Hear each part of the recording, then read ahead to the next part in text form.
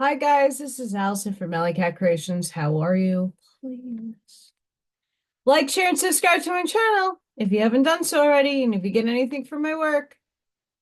A connect that, an epiphany, a mind explosion, a new book to read, a new author to explore. Please consider supporting my work. All the links are at the bottom of this description of the video. And if you are so inclined, you get some holiday gifts, and it happens to be cash, and you want a pyramid or a piece of artwork, something unique for your house, please look at my portfolio at allykatcreations211.com. There you will see all the creations I make, and I customize and do drawings and all kinds of fun stuff. So check that out. I also have a 3D membership that I will be auctioning off, a pyramid, and that information shall be coming by next week when I'm going to be doing a drawing, how much raffle tickets are, and my members get free raffle access. So there already will be in the drawing for a pyramid. I will be doing other giveaways of the sort as well. So stay tuned for that information. I'm also going to do a paint and sip and a craft sip, meaning you get a drink of your choice. It could be alcoholic, it could be tea, coffee, whatever have you. And I'll set something up where I will be painting with you or doing a craft. And if you just like to come and hang out, that's open for you. The paint and sips, I will post what you need. If you would like to do it with me and or just hang out, I will have a donation to come hang out with us in a Zoom. And I might go live depending upon that. So look out for that information. Still trying to get the kinks out of figuring it out. So yeah, those are ways you can help me, help myself, stay alive, keep the electric on, and keep doing these videos because it's exponentially getting expensive as the Zoom went up in price for the yearly subscription. Horrible. And other things of that nature are expensive. So, yeah. The Hermit's Journey. I haven't visited this topic in a bit, and we're going to unpack some things that I think a lot of us need moving forward.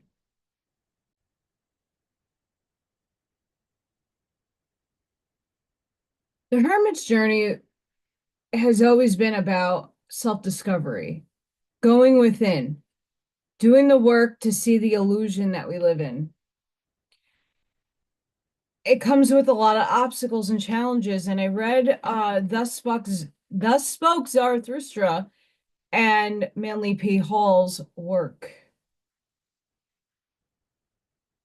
All the stories that I read can equate to this journey of self-discovery, of using your imagination to get the things that we want to jump into. But Allison, we're in human limitation. We have limitation and separation. I talk about this constantly. It's applying divine neutrality into your life to see no beyond the good and evil. It does exist, and that's how our paradigm has been coded and programmed.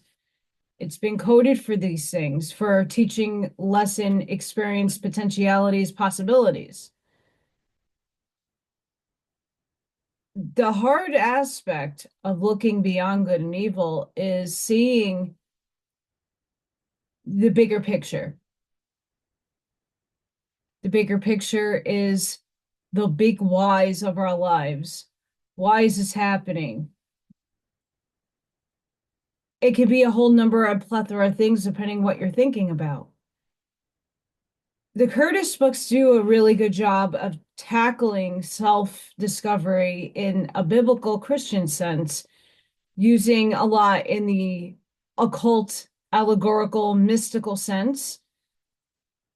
We dive deep in the Kabbalion with how to actually alchemize your energy fields with using all the laws of nature.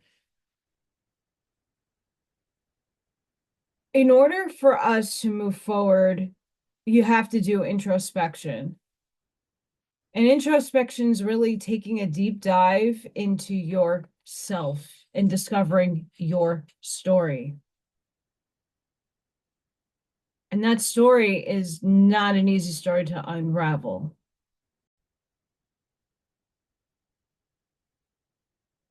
I'm going to share my screen for a minute. We have introspection is the examination of one's own conscious thoughts and feelings.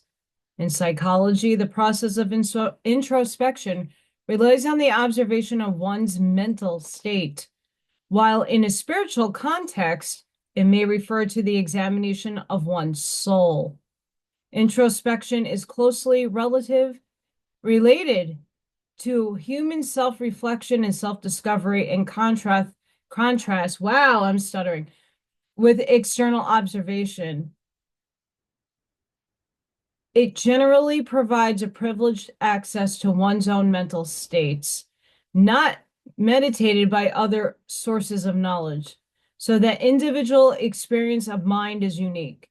Introspection can determine any number of mental states, including sensory, bodily, cognitive, emotional, and so forth.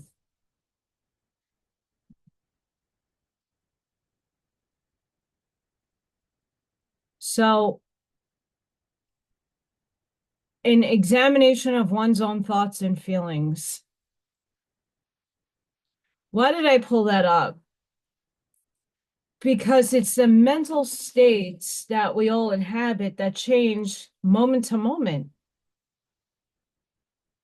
That's the journey we need to self-discover within ourselves beyond all the things that we want to unveil from the veil of forgetting, knowing thyself in a fuller capacity, but you got to start somewhere. And when we're in our hermitum, we're doing different stages of clearing energy, healing trauma.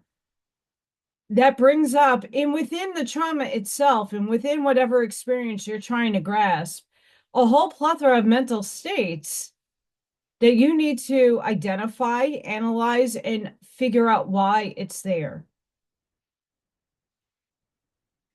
This is the difficult aspect of doing the work on yourself, is self-analysis, self-discovery in its harshest form.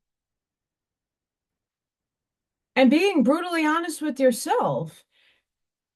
All is source, all is one. And to figure yourself out, you'll figure out how things start working in other selves, which is everybody outside of you playing out a role in your paradigm.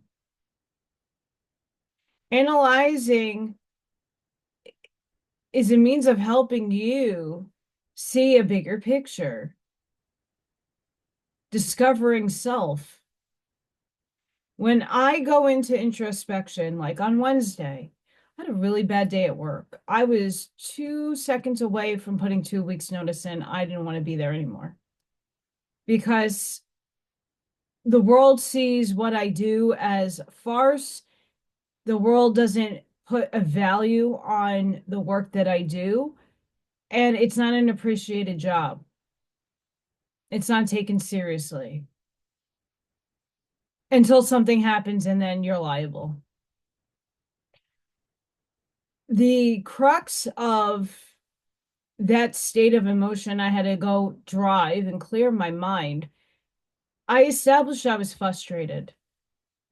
I was frustrated at my situation, the things that I can't control that still existed, that does affect me, that put me in a state of frustration, anger, angry that each day I'm going home needing a Snickers. I'm hangry. Not feeling supported, not financially being supported, and really doing the job of two other people. And that's not to say they're not doing their jobs. That's just to say that I'm picking up a load to make my life easier and not to get hurt.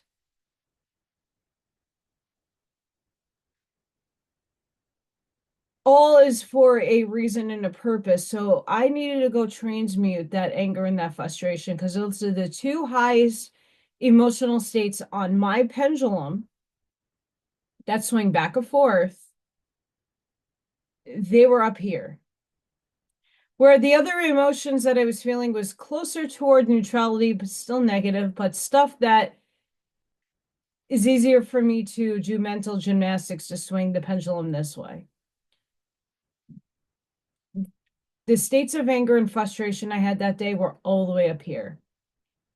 I'm giving this as an example to help you go into your situations in life, whatever they have be, whether it be parent being sick, you feeling sick, you're having it out with your spouse, whatever it is that you can apply this to. Think of something that really is displeasing to you, that you're in your situation in life, you're in your hermit zone, you're being left alone. Now you could do a lot of thinking for yourself. Where are your emotional states?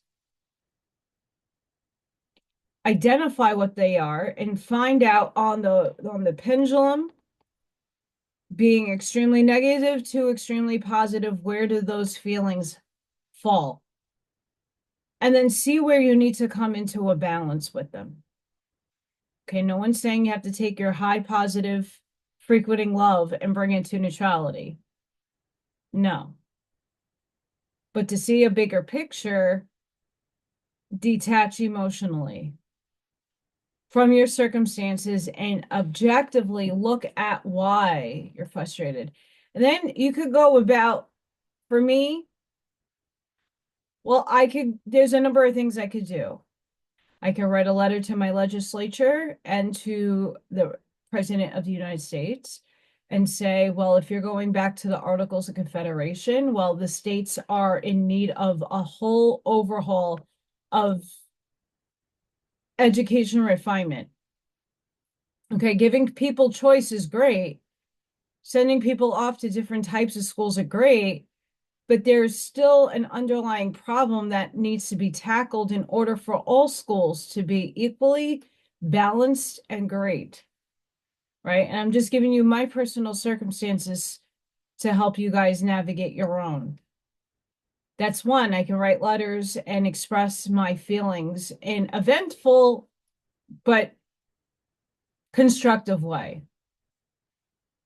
I could tackle the people that I work with in a not so great emotional state, or even if it is a neutral state, say, I need you to step up. But then again, I'm not the boss. So it's playing a game of chess within the work environment. I don't like doing. Because most problems, when you talk about it, don't get solved because it's up to the individual person to make changes.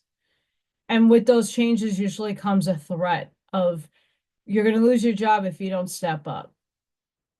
That makes a person angry, and that just dispels more negative energy, and that is then projected at people that made the comment in the first place. So it's like, what do I do with that?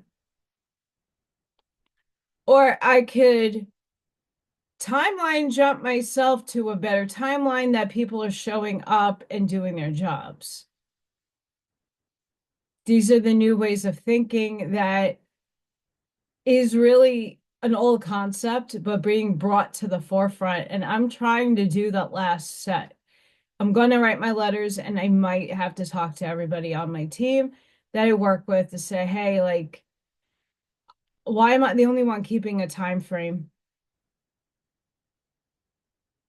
Do you not cognizantly understand like time is like a construct that needs to happen in the workplace? And when you're bullshitting on the side talking, you're eating up the day by not being productive with your time. So there's a number of things that can be done to adjust how you are showing up to reaction, to have choices in which direction you would like to take to solve a problem or to release a problem or to heal a problem. There's multiple ways of going about it, but you got to go find the right one for you. and then alchemize that energy. You could do it in a humanitarian scale. Well, like we need world peace. We need things to start happening collectively. How do we go about doing this? Well, I'm going to jump to the timeline imaginatively in my brain that we're all like having abundance and prosperity and hopefully merging my frequency high enough to that timeline that I'm jumping there. That's another way to go about things.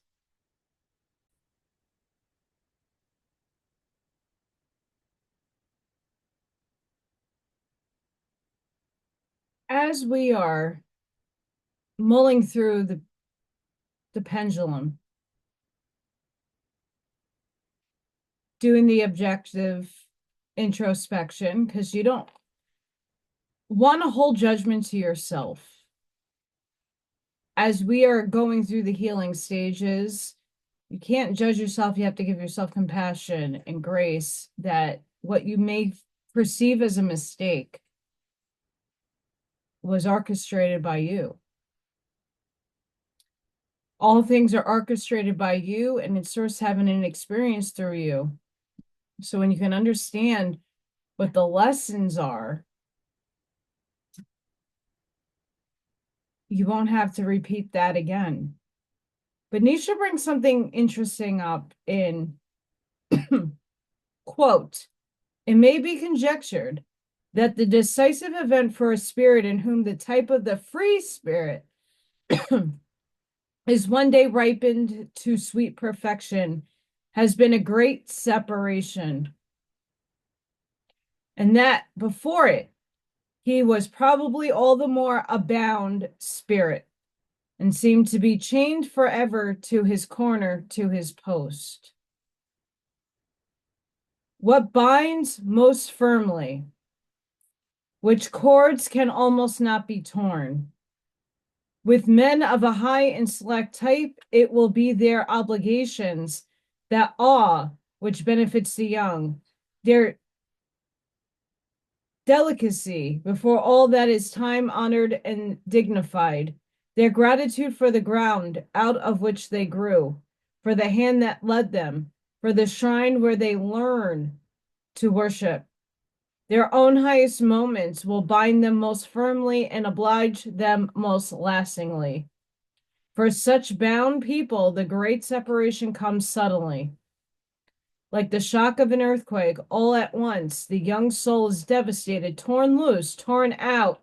It itself does not know what is happening. An urge, a pressure governs it, mastering the soul like a command.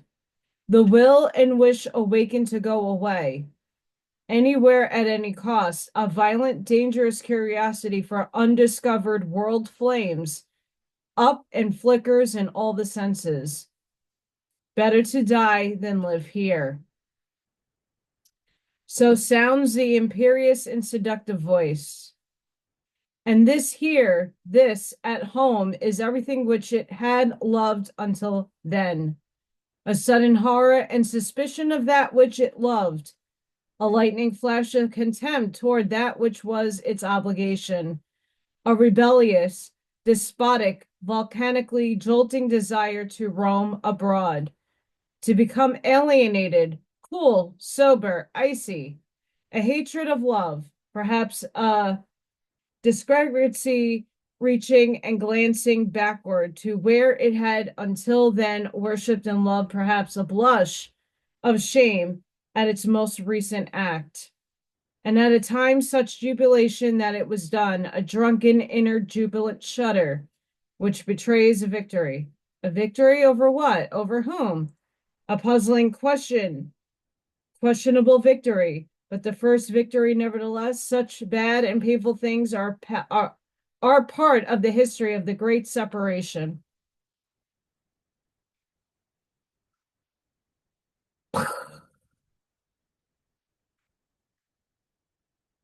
And this is where the understanding of what limitations and separations we did cause ourselves to be here.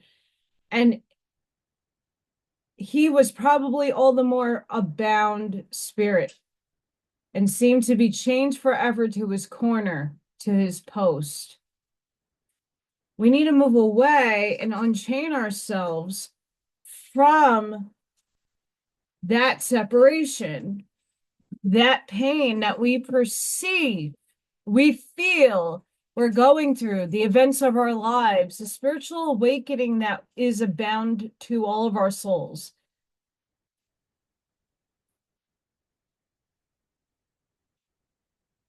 That is when you unchain yourself, just like the Plato's allegory of the cave, and you ascend out and you're still an illusion. You're still seeing the reflection. It's your outside world comparable to your inside world.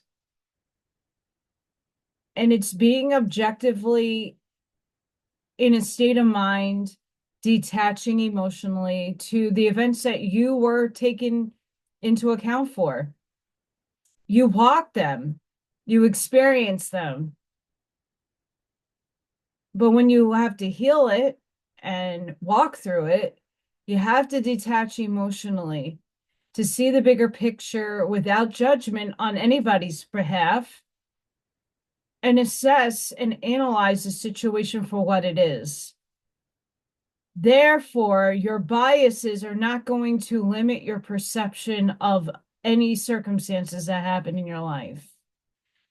This is where the real tough time, that is also the illusion, comes into play, because this does take a while for your brain to not be biased and to heal and to be objective. That's the accountability and mastery that a lot of people need to go through.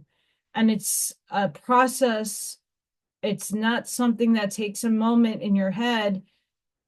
It takes a lot of different experiences, you breaking them down, you going into the whys, analyzing it unbiasedly. So if someone hurt you, you're not judging them for that hurt, because you're detaching the emotional state to that hurt that you feel, that you have experienced. You're removing yourself out of that. You're taking the eagle eye view, you're looking down, and you're seeing the scene play out from above you. You're then will maybe, depending on how advanced you are, we'll see the why on the other side. So why that person acted in such a way, breaking their trauma, their experience, their perception down to why did they act that way to you? Why, what circumstances are bringing them to this place?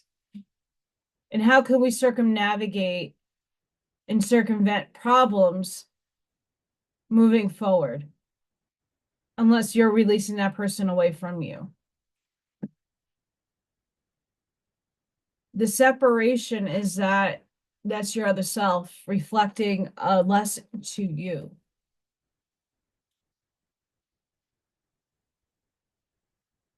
You could take that to bigger pictures in terms of the outside world, playing a role, being on a stage. Today, Brian Scott had on, hang on, or it was the other day. I don't know what day it was. Hang on, let me find it.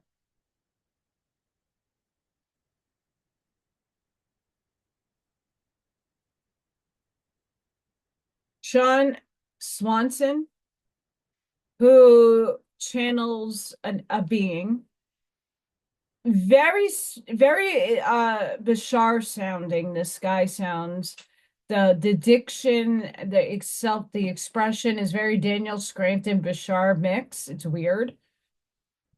And once again talks about the same stuff that I do,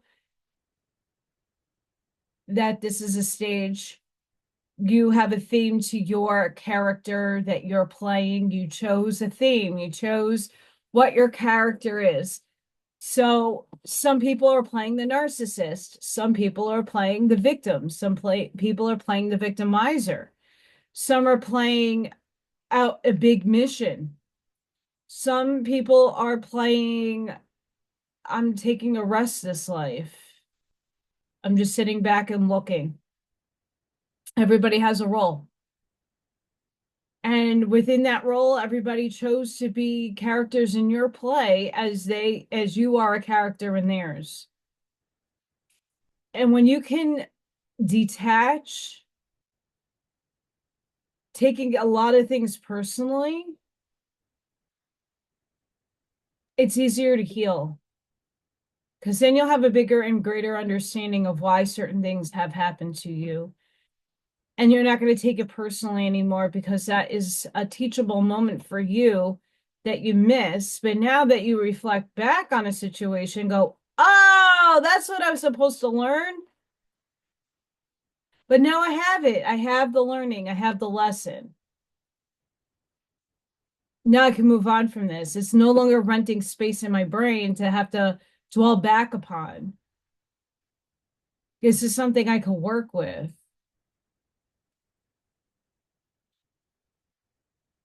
If we're all a stage and God's playing through each and every one of us, everything has and holds a purpose, a significance.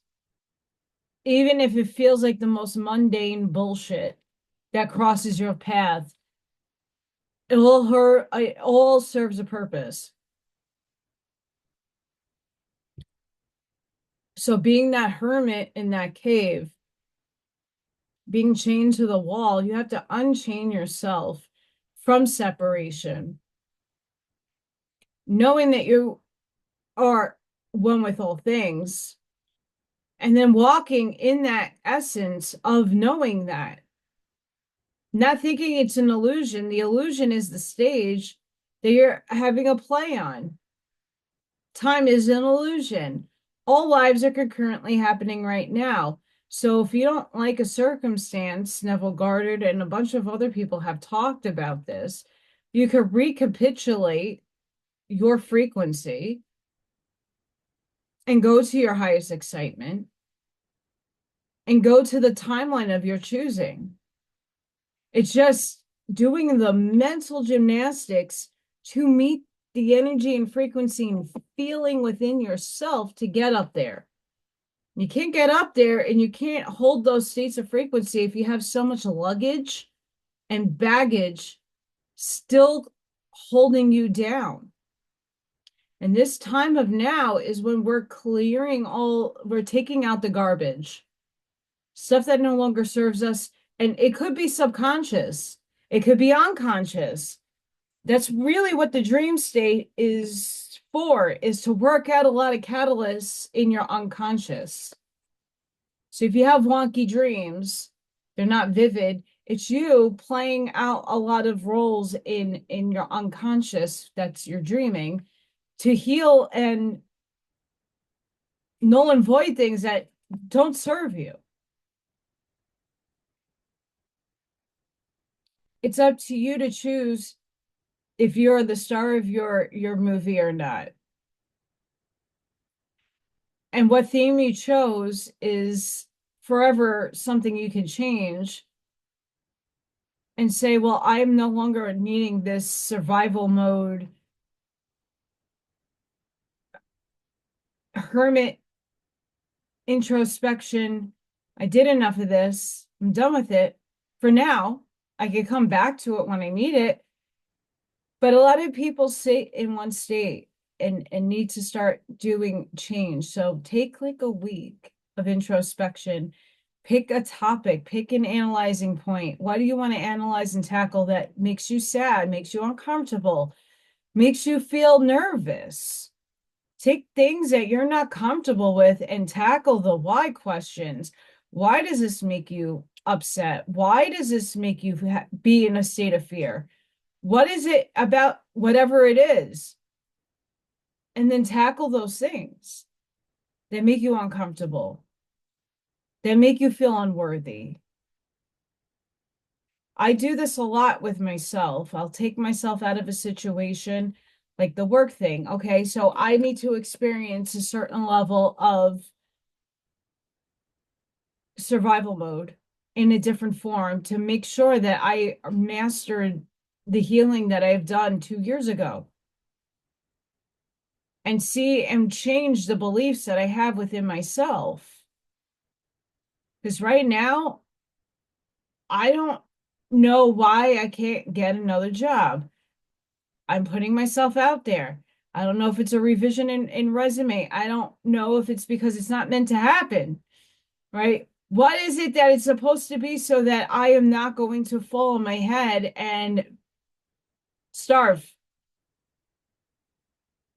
What is it that I'm supposed to do? I don't know. And that's where my block is, and that's where my challenges are. And this is my process that I use a lot to start figuring it out. What is the lesson that I'm supposed to learn here? So I don't need to repeat it. And then I can jump onto something else.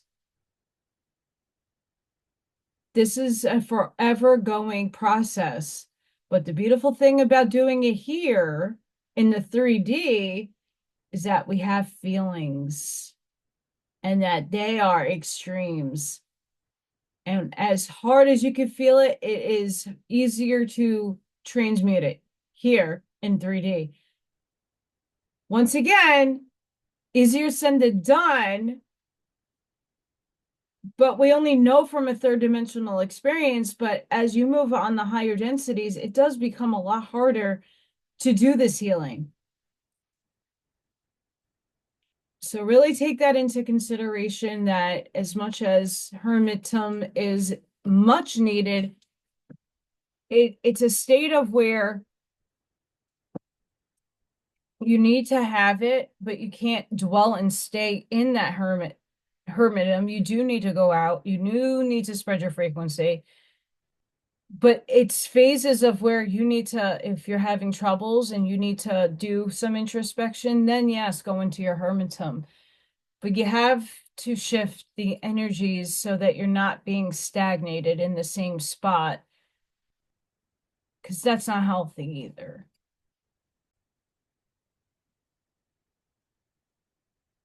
Nietzsche,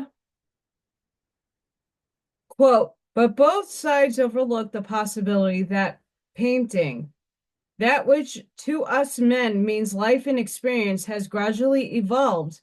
Indeed, is still evolving, and therefore should not be considered a fixed quantity, on which basis a conclusion about the creator, the sufficient reason may be made, or even rejected, unquote. I like to ponder things. Quote, all human life is sunk deep in untruth. The individual cannot pull it out of this well without growing profoundly annoyed with his entire past, without finding his present motives like honor senseless, and without opposing scorn and disdain to the passions that urge one on to the future and to the happiness in it. Sorry, guys, I'm coughing. Quote, does not truth become an enemy of life, an enemy of what is better?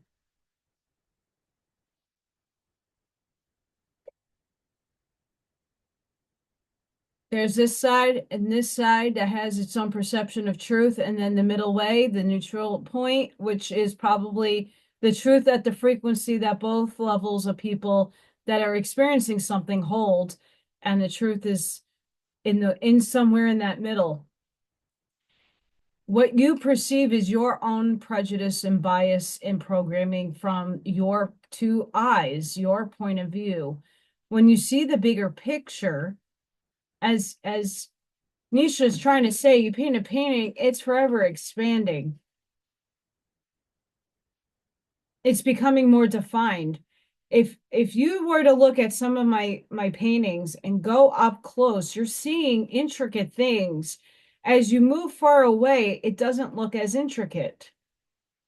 It looks blended. It's there's contrast there. And it's forever expanding as you either go in or go out.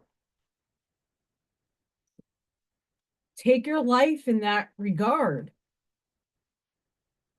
Take the work that you're going to be doing if you haven't done it already. Look at a situation that you would like to heal.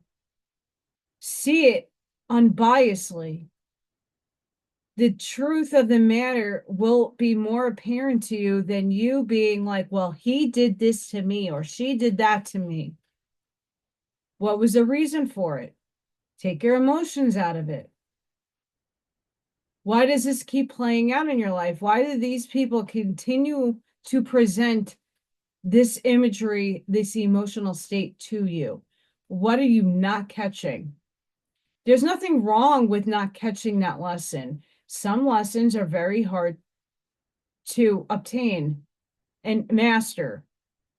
I know a lot of people say, well, that person or that animal died and I'm not seeing the signs. Well, did you ask for clarity? Are you just not open enough to seeing the tiniest little things in your everyday world that are presenting as symbols for spirit that is like screaming out to you, hi, I'm here. Hi. But you're not seeing it. You're unconscious to it because you're still clinging onto ideas and concepts that are not expanding your mind, that are blocking you from seeing the signs. When you're not healed from a loss, not that loss isn't easy, but some people are like fixed focused that holds a block for you to see anything because you're not healed enough. And maybe the animal, the person doesn't want you to be freaked out. There's a lot of different reasons why you're not seeing things or not obtaining things. And it's that discovery walk, it's the journey through that you're going to find your answers. I'm walking through this right now. I am no different from anybody watching me. I have situations right now where I don't know what to do about my finances. I put myself out there, I give, I do, and I'm just not receiving the abundance or the energy exchange for all the work that I do. I keep putting it out. Now, do I have limiting beliefs that are unconscious? It's possibility. I am putting my empowerment out there, but there might be a block within me that I'm not aware of consciously that's holding me back. And these are the things that I'm exploring on how to navigate my circumstances. I don't want to be in the victimizer anymore or victim state. I don't want to be there. So I'm not trying to place my theme in that. I'm trying to advance myself. I'm putting all kinds of feels out there for different projects and things, trying to expand my reach. And it seems like there's still blocks there. Have to figure it out. But I know I'm not alone in this. A lot of you are having very much the same difficulties. I'm just walking you through how I'm proceeding in my processing of the whys. How do I get to my answers? How do I fix the energy field within me that is keeping me stagnant in this state? Yes, divine orchestration and divine timing always has a play in things, in how results are going to come out, but it's up to me to jump to the timeline where that result comes quicker than it comes late. And it's mastering your mind. And that's what a lot of the introspection will do for you, is fixing your mindset, fixing your ways of thinking and getting out of your prejudices and biases and judgments, and stop blaming everything outside of yourself for your circumstances. Yes, inflation's high. Yes, should I be pricing my pyramids a little higher? Absolutely.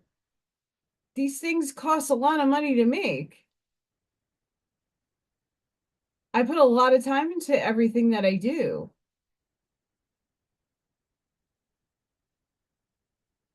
It's just a matter of balance and figuring it out. And that's the hardest aspect, because you have this in between before you achieve the result. You're going through it. And I seem to be going through it way too long. Way too long. More from here. I believe that a man's temperament determines the after effect of knowledge. Although the after effect described above is possible in some natures, I could just as well imagine a different one, which would give rise to a life much more simple, more free of effects than the present one. The old motives of intense desire would still be strong at first due to old inherited habit, but they would gradually grow weaker under the influence of cleansing knowledge. Finally, one would live among men with oneself as in nature, without praise, reproaches, overzealousness, delighting in many things as in a spectacle that one formerly had only to fear. One would be free of appearance and would no longer feel the goading thought that one was not simply nature, or that one was more than nature. Of course, as I said, a good temperament would be necessary. A secure, mild, basically cheerful soul. Such a disposition would not need to be on guard for tricks and sudden explosions, and its expressions would have neither a growling tone nor sulliness, those familiar brothersome traits of old dogs and men would have lain a long time chained up. Rather, a man from whom the ordinary chains of life have fallen in such measure that he continues to live only to better his knowledge must be able to renounce without envy and chagrin much, indeed, almost everything that other men value. He must be content with that free, fearless hovering over men, customs and laws, and the traditional evaluations of things, which is for him the most desirable of states. He is glad to communicate his joy in this state, and perhaps he has nothing else to communicate, which is, to be sure, one renunciation, one self-denial the more. But if one nevertheless wants more from him, with a benevolent shake of the head, he will indicate his brother, the free man of action, and perhaps not conceal a little scorn, for that man's freedom is another matter entirely. Habits.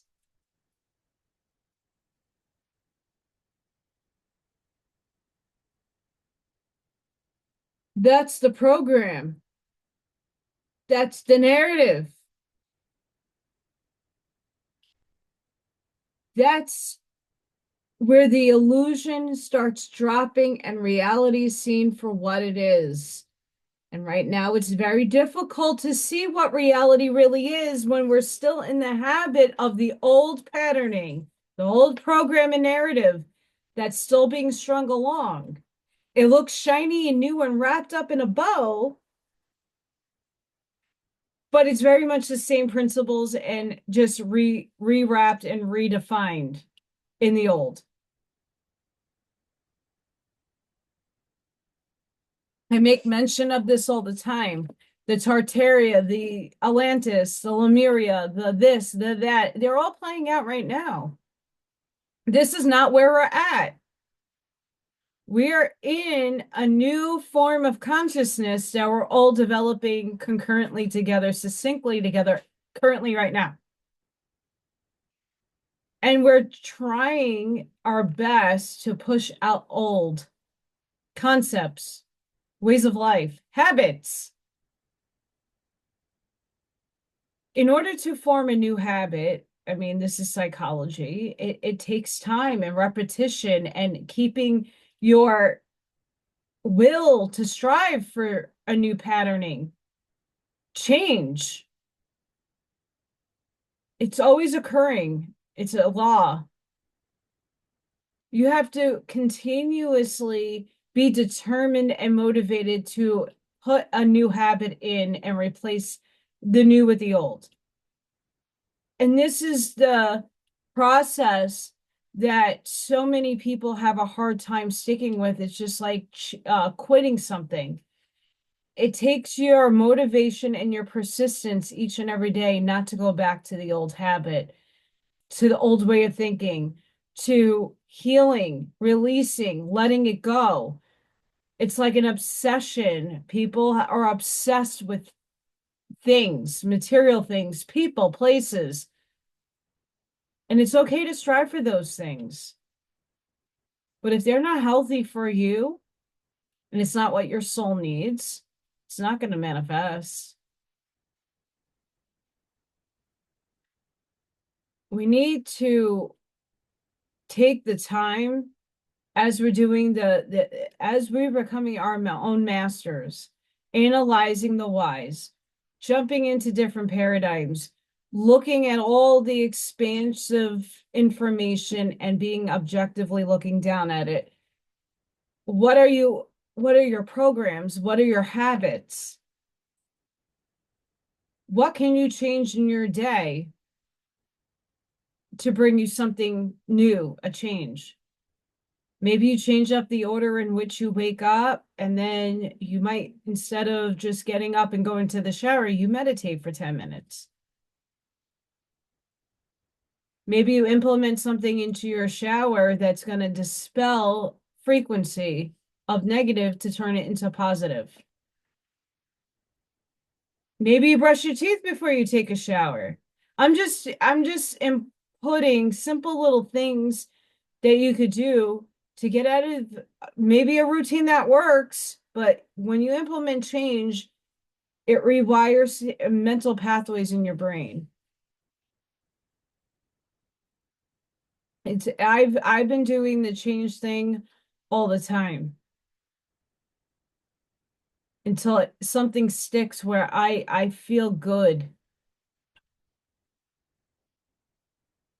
And even at that, I don't let it linger for too long. I'll keep going and making changes until I find satisfaction in what I'm doing. And even then, I implement change. What are you implementing in your life? How are you making changes to your life? I'm still working on the law of one. That's a mind-blowing section I'm on right now that is going to take some time for me to rack my brain on how to put my insights to it. But it's talking very similar to what I'm talking about now.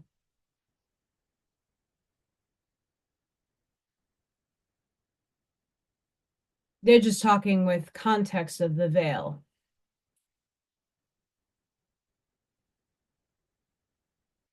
If we understand that this world is an experiment, it's not a prison, you could choose to see and perceive it that way. You could perceive that everybody is wrong but you paradigm, that you are the victim of everything outside of you. That's not going to get you very far. If you take ownership in the fact that you wrote your life, you are source, you are the one that put yourself in Hermitum. Your higher self said, you know what? You need to reflect on yourself. You need to do some inner work. It is the time of now to do it. The best place to start is within yourself in the now moment.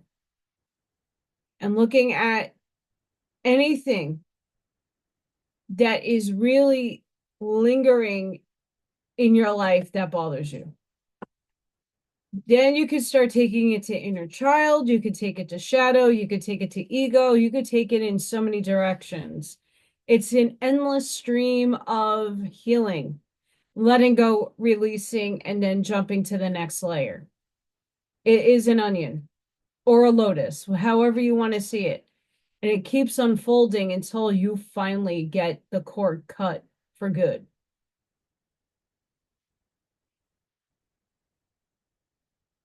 The journey to self is a forever process in all densities, dimensional spaces. This is why we are conscious in the now, to become aware of this so we can do the work to move it on up.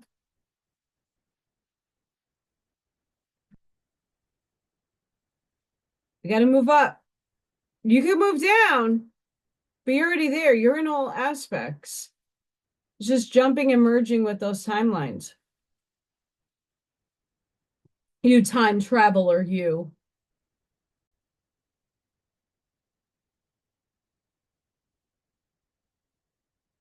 Spirit, gotta love it.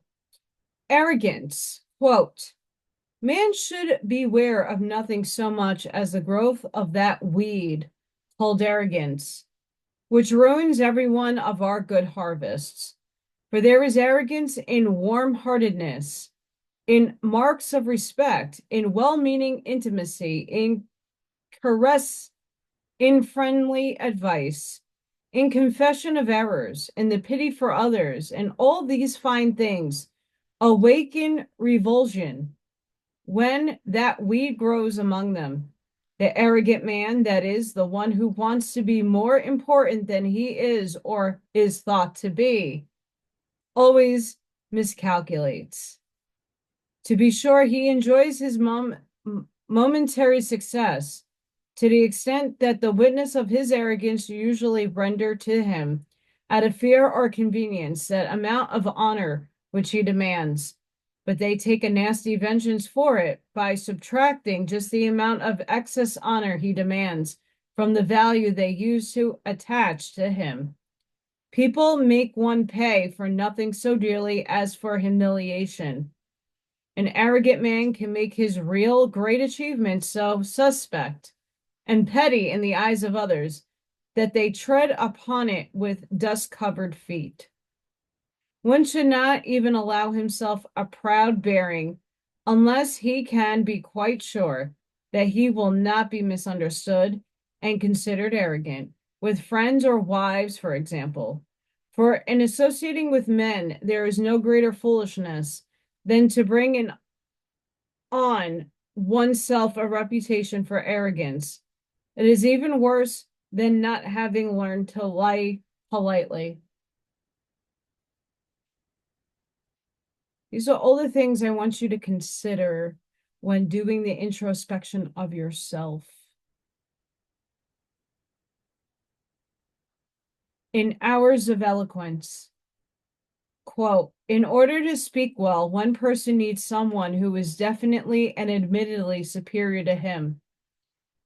Another person can speak completely freely and turn a phrase with eloquence only in front of someone who he surpasses. The reason is the same in both cases. Each of them speaks well only when he speaks sans gene, without embarrassment.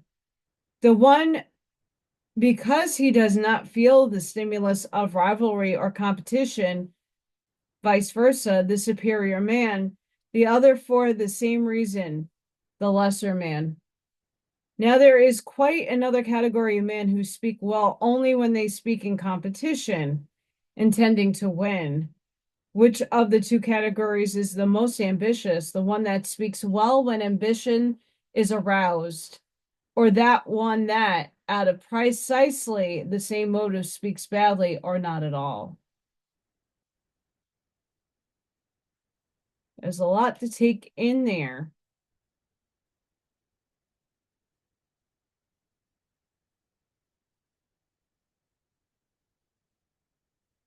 What Socrates found out. If someone has mastered one subject, it is usually has made him a complete amateur in most other subjects. But people judge just the reverse, as Socrates found out. This is the drawback that makes associating with masters disagreeable.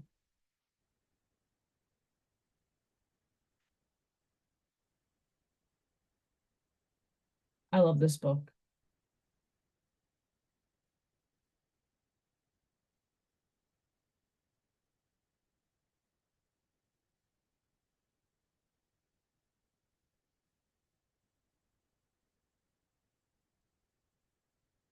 This is giving you some perspective to take in. I'm not saying that his work is, it's just as something to ponder.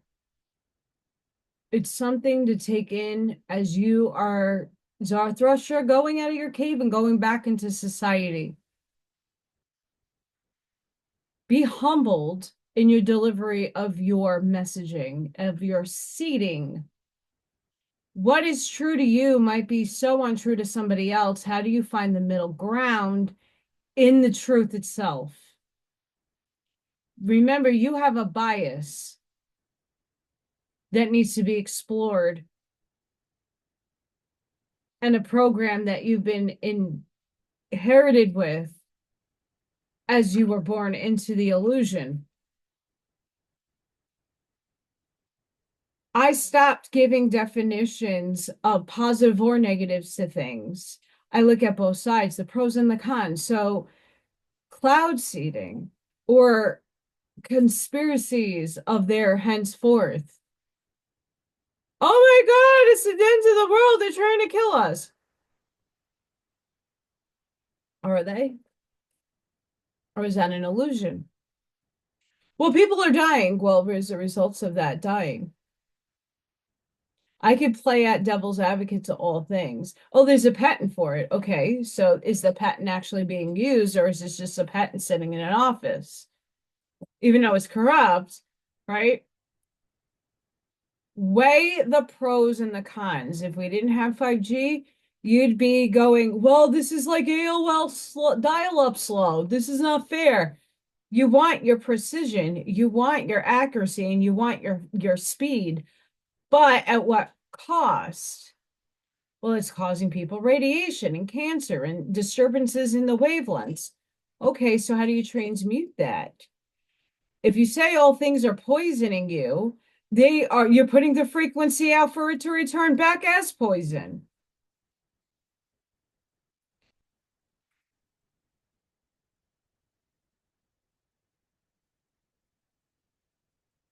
Some people have no choices but to consume the poison because that's all they have to nourish themselves. So instead, they can place their hands over their food or drink and transmute it. Not to say you should go into a river and drink parasitic water, but you turn the frequency of the water as you put and will your frequency into what you're drinking. If you're harboring resentment, anger, shame, blame, guilt in your frequency, because you hate other people, because you hate this world and you hate this and you hate that, what do you expect your drink to do back to you? You have to shed a lot of the programming that you've been enabling, and it's a habit that was forced upon you that you chose. Your parents instilled it in you. It's not an easy trip, but these are the things you should be exploring when you're sitting in with yourself and checking in on yourself and analyzing self. Is your delivery an arrogance? Are you looking at the expanded truth? Do you see the illusion of reality?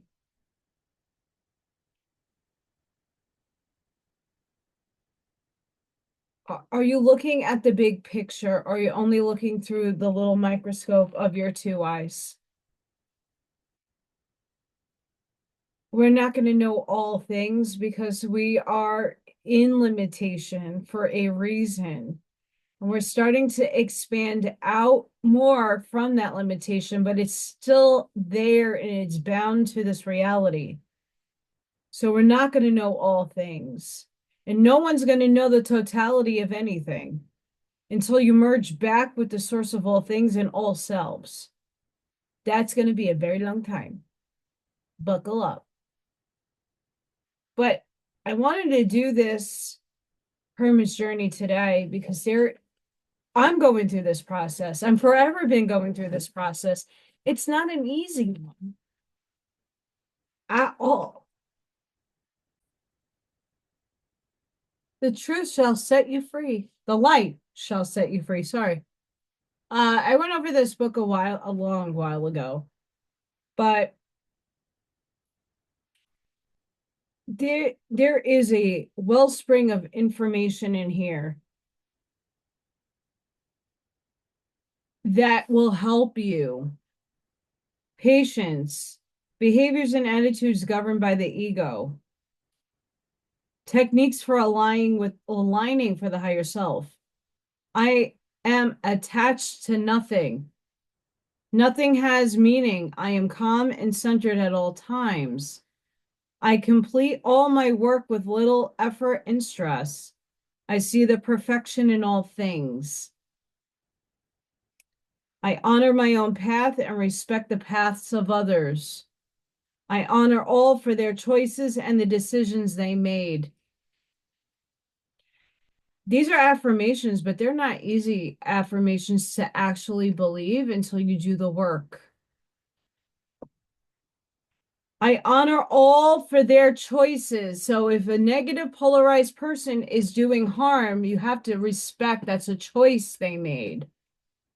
It's not just positive choices, it's all choices. And the decisions they made, that's their life, and that's the consequences of their actions that they have to eat, not you. Remember, it's source experiencing itself. I do things for others and it makes me feel good. I enjoy making others happy. When I help others, I help myself. This whole book, to personal transformation, this will help you self-love, to value, honor, and respect one's being, body, mind, and spirit with full awareness of one's own inherent worth. The state of being that teaches us to love others unconditionally while accepting ourselves for our perfections in the moment.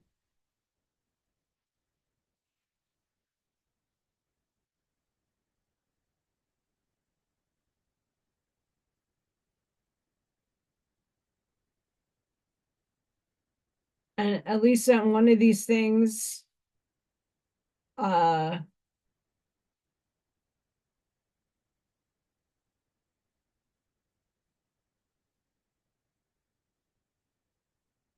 Kadosh, Kadosh, Kadosh, Adonai, Sabaoth.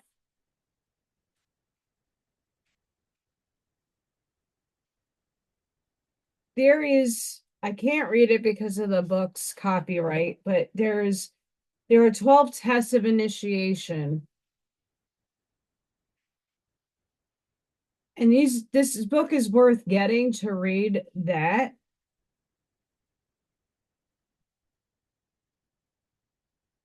This is level 5. The state of consciousness when one makes a commitment to serve the creator of the all and understand that this commitment will require many things in life to change. And since I've taken that state, a lot of my life has changed.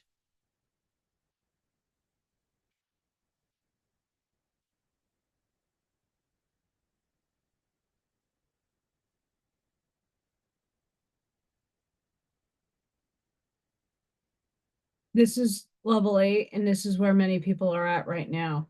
The time when relationships are challenged, and the initiate learns that the only true relationship of significance is the relationship he or she has with God.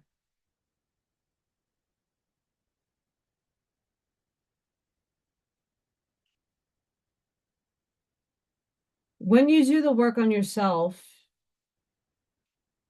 you have your manifestation powers.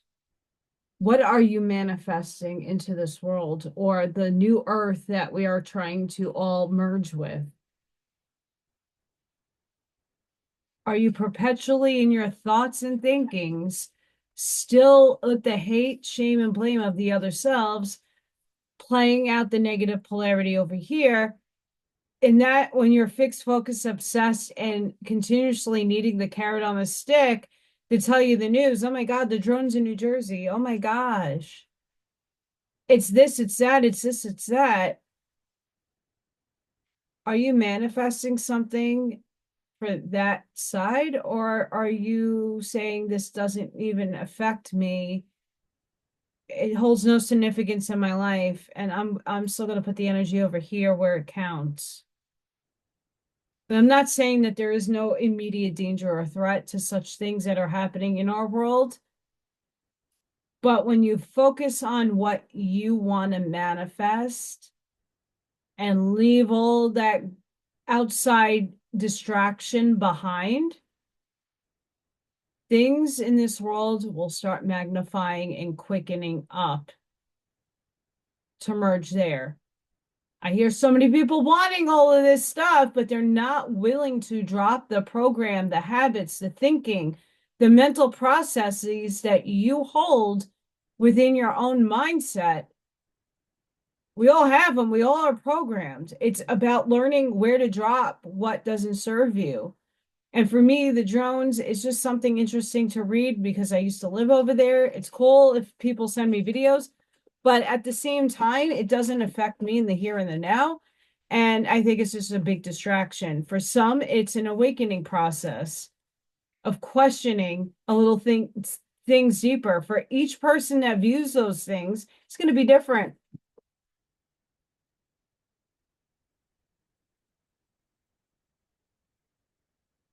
Level 11 is where you are journeying interdimensionally to other places of the Most High, where you're benefiting humanity. There's only a few of us in that level.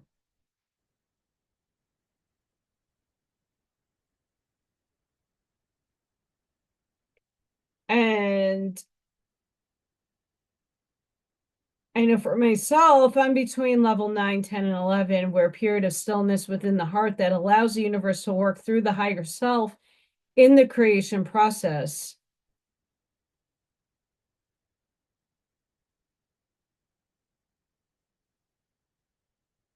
And 12 is the understanding that you're one with Source, pretty much.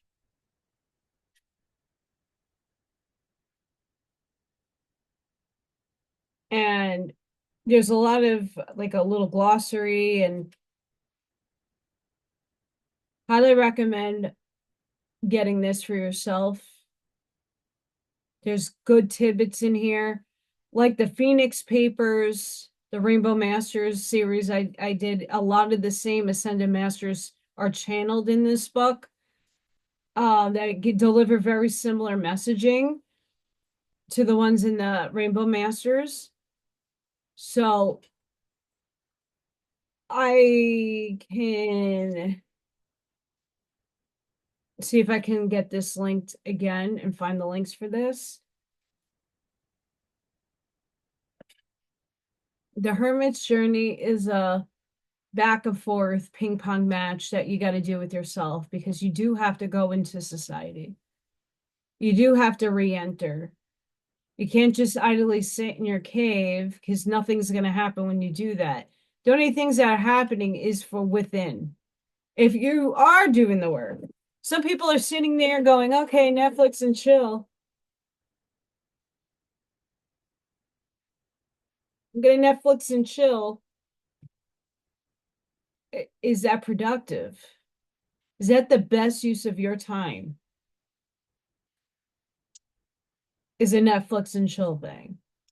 Is it?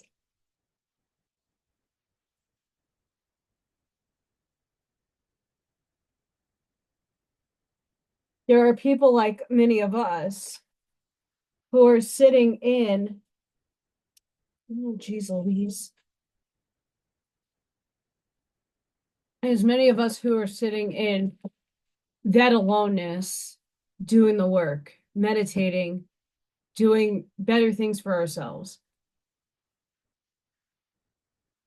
Are you doing that? Are you taking some time out of your day? Are you resting? Are you escaping a little bit? I like to escape. I like to go on drives if I have the gas money to do so. Gas is still expensive. Um, I know I like to go hang out with Viking, and he's all about the television thing. But I just sit and just be still and relax.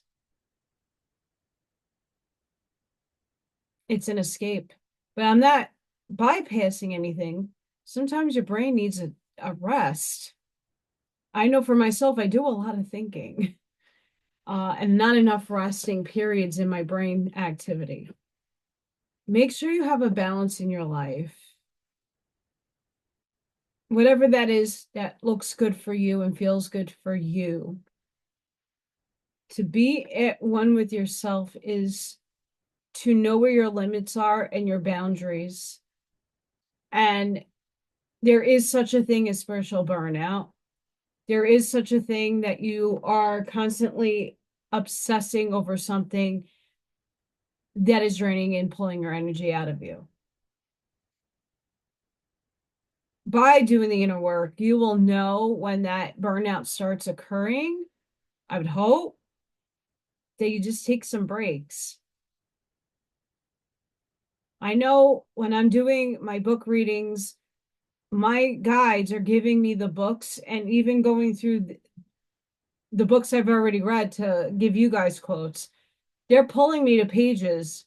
I don't remember every word in every book and every paragraph. They're taking me along in the journey and going, oh, this is what they need.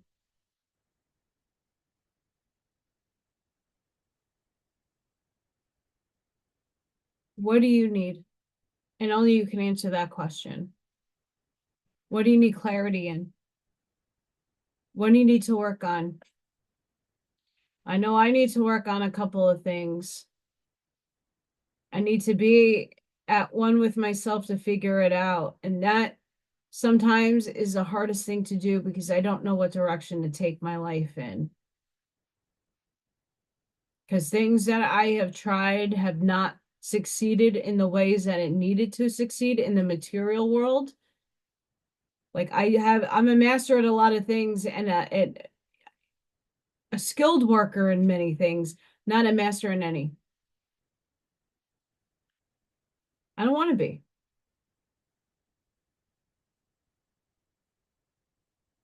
But I don't measure success by financial, what you have kind of deal. But the understanding that you still have to maintain the energy of, okay, so I released it all, and hi, God, hi, Source, hi, all selves. What is it that I need to do to be having a prosperous and abundant life in the now moment? Because I'm not necessarily worried about getting over there, but I'm not there yet.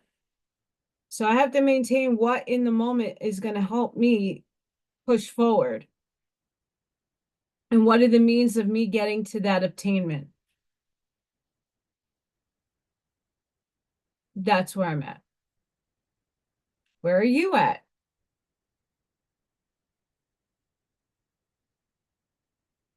Tobacco, folks. Where are you at? That's the bigger question. That's the crux of a bigger exploration. And I wanted to bring that kind of in a package so that many of you who are still in the hermitum or entering it or just coming out of it, you're aware of some of the things that I have said to just take into a pondering and to explore. How are you projecting your words yourself? How are you moving back into society? As we have seen through all the stories I have read with Zarathustra and Manly P. Hall, are you persevering? Where's your mindset? Where's the program? Where's the narrative? What is steering you? What doesn't need to be there to be steering you? These are a lot of things to consider and take in doing your own inner work and knowing what moves you, motivates you, and will put the will to power to manifest for the light and not the dark. There's a lot of false light out there. And that's up for you to learn what is false and what isn't. Everybody perceives reality differently, and we have to give compassion and grace to those who see it differently from us and not judge them. But we got to make sure that enough of us is creating this new paradigm and merging it with us and bringing it to us, matching it with us. We can't bring it and merge with it if we're still over here. And that's a lot of where a lot of people are not at that stage yet of making those changes. We'll get there. I have faith. And I know that many of us are going to persevere in the meantime, and we're going to show the way to that attainment. But until now, do the work on yourself. Go within and see what aligns here in your heart chakra, your gut, and your third eye. They all need to be in alignment. The chakras need to be spinning at the same frequency and vibration. All needs to be in alignment when you take in information, what aligns with you. And what changes can you make in your everyday occurrence in everyday life and your habits? What can you make changes in so that you're not sitting in stagnant energy, that you're moving the energy? And there is no right or wrong energy to move. It's just making changes in your everyday life and see what sticks. And that's what I'm trying to do right now. So guys, I hope you guys got something out of it. I know I had a lot of pausing. I do apologize for that. I've been getting a lot of downloads and heavy channeling, and that's draining my energy. So I'm like clearing myself and then coming back to my thoughts. It's a lot. Breath work. Gotta love it. So guys, sending each and every one of you love, light, compassion, grace, shielding, and protective energy. Please go within, be the shoulder, be the lighthouse, seed your truths. Thank you, everybody, for subscribing, becoming members, supporting me. My gratitude and thanksgiving is for you. I wouldn't be here if it wasn't for so many of you helping me out continuously. Thank you for believing in the things that I am saying. It is universally happening through so many of us. I'm not alone in what I am saying. It is coming out. Verbiage is different, but it's coming out in the same frequency from so many people that are channeling right now. So many of the collectives being channeled right now are saying very identical things, just in different ways. So just know that I'm tapping into that same collective wave band of consciousness that is delivering me these messages that people I know will need eventually, if not in the now moment. So until next time, guys, thank you so much for your support, your love. Please don't forget to hit the like button. I see all these views and not enough likes. Makes me sad. But Amish mindset goes a far way, and I do thank those who take the 2 seconds to do this. You guys rock. And I hope to see you all on the next one, hopefully tomorrow on the Law of One. All right, guys. Bye for now.